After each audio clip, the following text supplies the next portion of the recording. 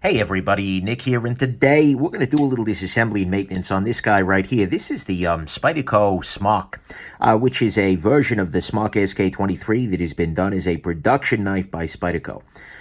Really curious to get inside this guy. Literally, this just showed up on my doorstep this afternoon, and I'm really curious. And the reason I'm so curious is because, and just to start the show off, the centering is dead on. Action is good, absolutely 100%, but it might be a little better. The thing I think I see in there is a second detent ball. I don't know, maybe my mind is playing tricks on me. I may go, I may be crazy here. Maybe I shouldn't have mentioned it, but it is absolutely something in there that I'm really curious about, and so I want to get in there and figure out what's going on, especially given that I'm getting a lot of requests to make a sort of first impressions video, and I want to know what's up with it just in case. So this guy is coming apart quite easy so far. We have a little tiny bit of thread locker on some two T6s back here and a D8 up front here. This is also, putting aside whatever else is hiding under the scales here, this is an interestingly designed knife. Okay.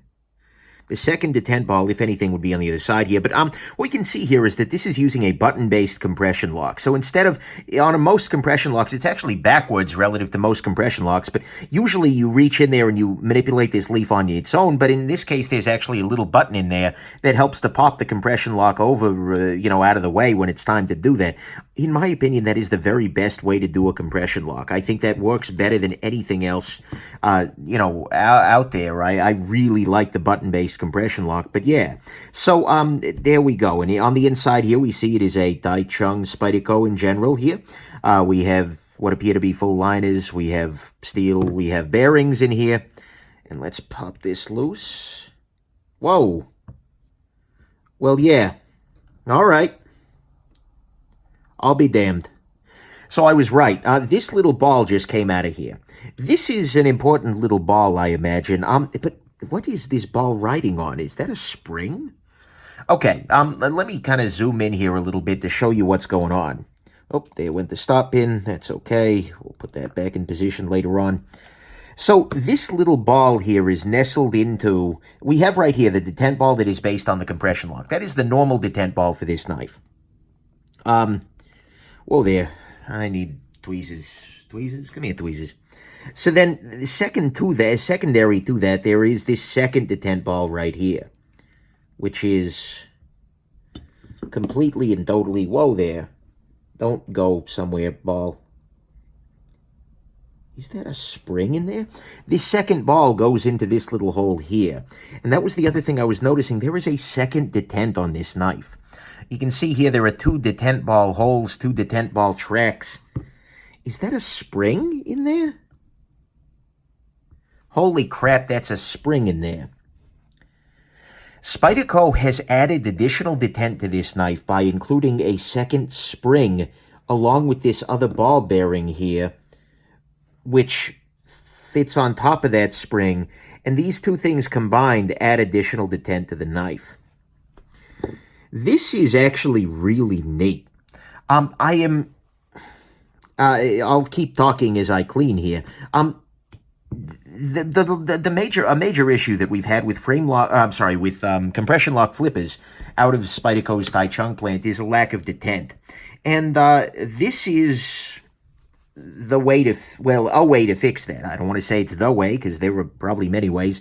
But this is a neat approach to fixing that, because rather than just trying to amp up the lock bar tension or something like that, what they've done here instead is and then hold on, what's this action?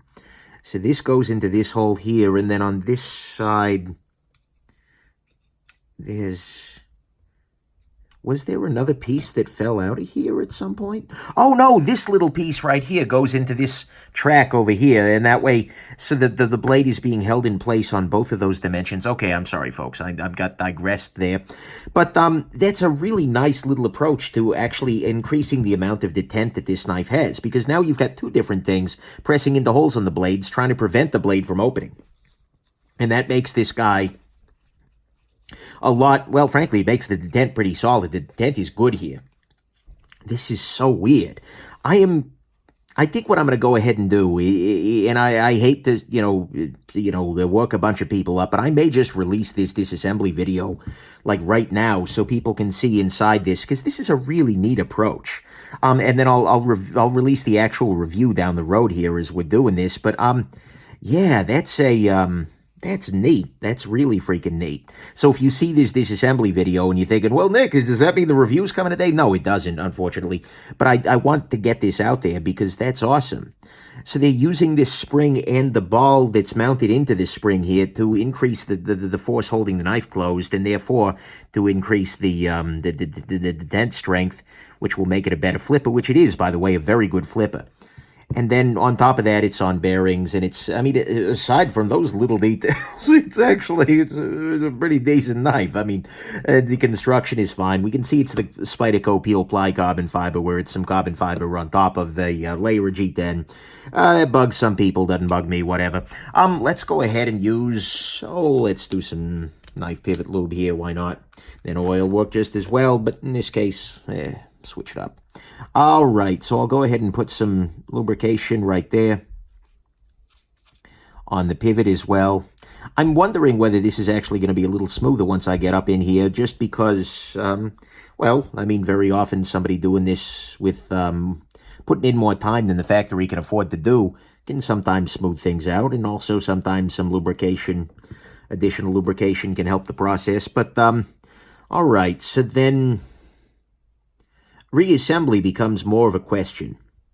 You need to be careful as you disassemble this knife about this ball. That's yet another thing that I might want to, because I was looking in there and I was seeing that extra ball and it's like, what the heck?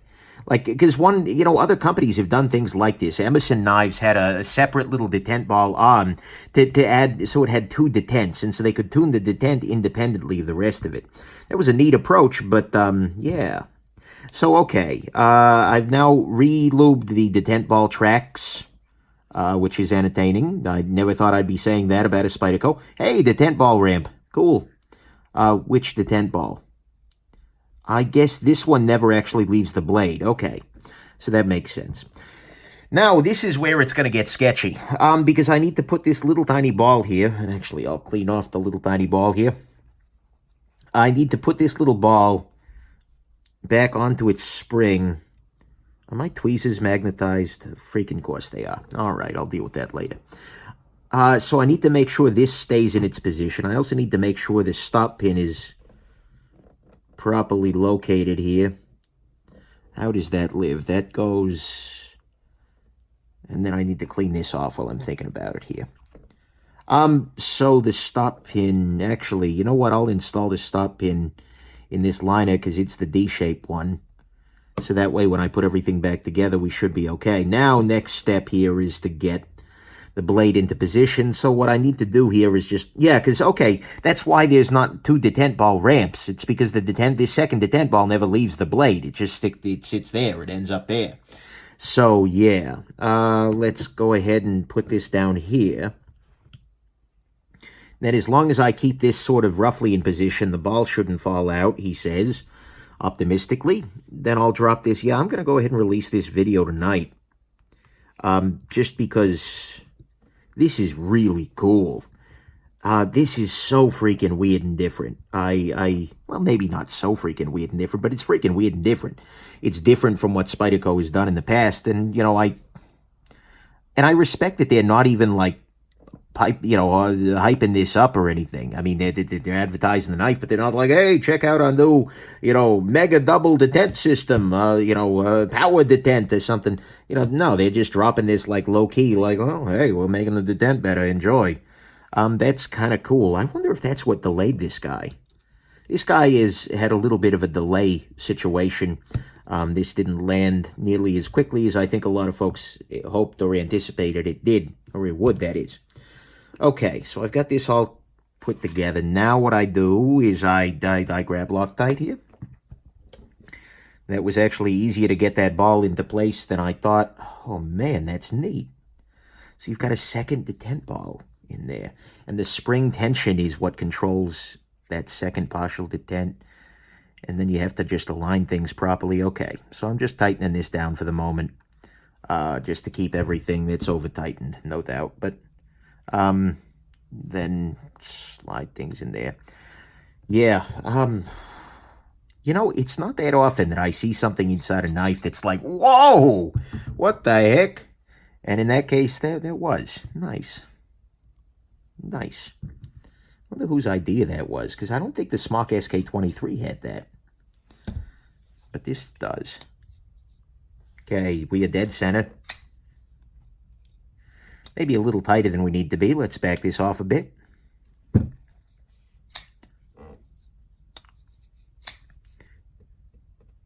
No play. I'm going to try and back. Oh, God, that's nice. Try and back this off just slightly more here. That's the nice thing about this guy here, is it's just so damn easy to close. The detent on this is beautiful. Can I miss a flip? No, I cannot miss a flip. Oh, man, I hope this becomes a thing in future Spyderco compression lock flippers, because holy crap. That's nice. So we're done here. I am going to go ahead. It completely breaks with every tradition of the channel to release a disassembly like a month before the review or something like that, but this needs to be said. What I'm going to go ahead and do, given the fact that this is a disassembly, I'm sorry, that this is a video here about the knife, is I'm going to give my first impressions at the right at the end of this guy. That way, in the future, I'll change the name and it'll just be a disassembly, but for the moment, I'll give my first impressions. My first impressions of this knife are actually resoundingly positive. Now it even feels like a review. Beautiful. My first impressions of the knife are very positive. And I felt that way even when I handled one at Spyderco back when, but this is nice. It's nice in a bunch of ways. I love the corner flipper thing, because there is zero pocket packer, but it is a perfectly usable flipper tab. It absolutely works, and the nice thing is you've got a lot of engagement here. You can go all the way back to here, and it works just, it fires reliably, and with that detent in here, the detent in this knife is just fine. It's great. Frankly, I wouldn't want it to be any harder, which is a nice thing for me to be saying about a Taichung Spyderco. It has the hole in there, which, yeah, you can use. You can use it from both sides. Yep, you can use that. The other thing is, with this guy, is it possible? Yeah, you can depress this little guy and kind of drop the blade free and out. Kind of, in that way, it almost feels like the axis lock, where if you pull that out of the way, everything's free and easy and under control. But yeah, it drops shut. Does it drop shut? Well, okay, here, yeah, it does drop shut. That's nice. The grind on it is very, very nice and very aggressive. You can see it comes down to a nice thin edge right there. And then similarly down here, absolutely very nice in that domain. Wow. And flip the clip over. And with the clip flipped, flipper tab is on this side, index finger. I think this then becomes a fully ambidextrous knife. Lefties will have a different experience with it. And in fact, it could be, the only concern with a lefty is that your finger is over this area here, whereas with a righty, this button is never in the area. But even still, I don't think that's going to be a major concern. You can choke up, use this as a finger choil here. It's a little bricky, I think. But in terms of downsides that I've seen so far, the clip is super high on it. I don't necessarily understand the height of this clip. It's way up there. It's also the lanyard hole. For whatever reason, the lanyard hole lobby has won yet again. The lanyard hole is much higher than the rest of the knife, so it carries relatively shallowly. That's not great, but that's been a sort of trend at Spyderco. Whatever. Not a huge deal. But it's a little blocky, and ergonomically speaking, this tall clip is not necessarily a great thing. I wonder whether there's another kind of clip, but it's a generic Spyderco pattern, so actually the clip doesn't feel that much higher than on the Delica here. Oh, that's a slightly different clip, but still, the clip doesn't feel that much higher, but it is a little bit ergonomically. That's that issue. It's just like it's not the most ergonomic knife ever. But man, I love the SK23. I have a full review already up of a custom SK23 that I had some time back, which was not my custom SK23, which is apparently in the way, or on the way still.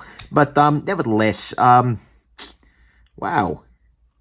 What else do I not like here? The chamfered the edges of the button, chamfered the edges of the spider hole. Smock's logo is well done. Like I said, it's a little blocky. and the ergo's on amazing on the clip here. But again, if you take the clip off or if you choke up a little bit, it gets better. So that's mostly my impression of this knife is very favorable. And given that little innovation there, I assume it's an innovation. It's new to them at least that I'm aware of. Given that little innovation in there, I like it even more. I think the fact that they nailed the detent there and that they went to obviously great lengths to do so speaks really well to the knife. And this is just a good design. I love the SK23 as an idea, and man, this guy just kind of nails it. So yeah, there we go. Those are my first impressions here. I mean, overall, it is a very, very nice knife. You know, I'm going to use it. And in fact, I'm probably going to spend a fair amount of time with this guy just because I'm really curious to see how this is going to work in everyday life. But yeah, aside from the deepness of the carry or the shallowness of the carry, that is, it's a little bit blocky, and then the clip is not the most ergonomic thing ever. Aside from those things, I like this a lot, and it could potentially be in the running for gem. It's unique enough, it's different enough, and I like the SK23 enough that this could absolutely be something really compelling. So I'll take my time here. Don't, pass. Who knows? My final review may change. But at the very least, yeah, there's that. So there you go. I'm going to go ahead and post this as a disassembly and first impressions video. And hope this has been interesting to you, and have yourselves just an absolutely wonderful rest of your day. Bye now.